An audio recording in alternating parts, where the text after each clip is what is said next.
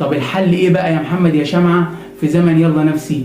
الحل بسيط بس محتاج شوية جدعنة وشغل على النفس. رقم 1، اعتمد على نفسك. دي أول وأهم نصيحة، خد بالك. اتعلم واشتغل بجد وطور من نفسك. رقم 2، ما تستناش الإحساس من اللي ما بيحسش. زي ما قال تامر بالظبط، اللي قلبه قافل ما تتعبش نفسك معاه.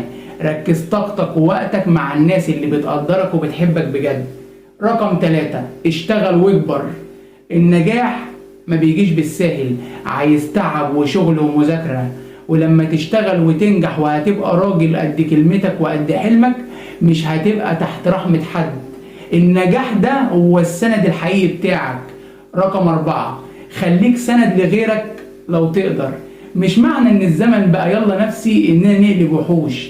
لو ربنا كرمك وقدرت تساعد حد محتاج، ما تتأخرش. الدنيا دوارة والخير اللي بتعمله هيرجع لك في يوم من الأيام.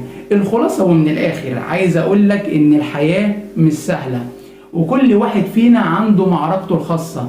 بس طول ما انت مؤمن بنفسك وبتسعى وبتشتغل، هتقدر تتغلب على أي صعاب. خليك سند لنفسك وما تستناش كتير من اللي حواليك، وعيش راجل بجد في زمن بيقول يلا نفسي.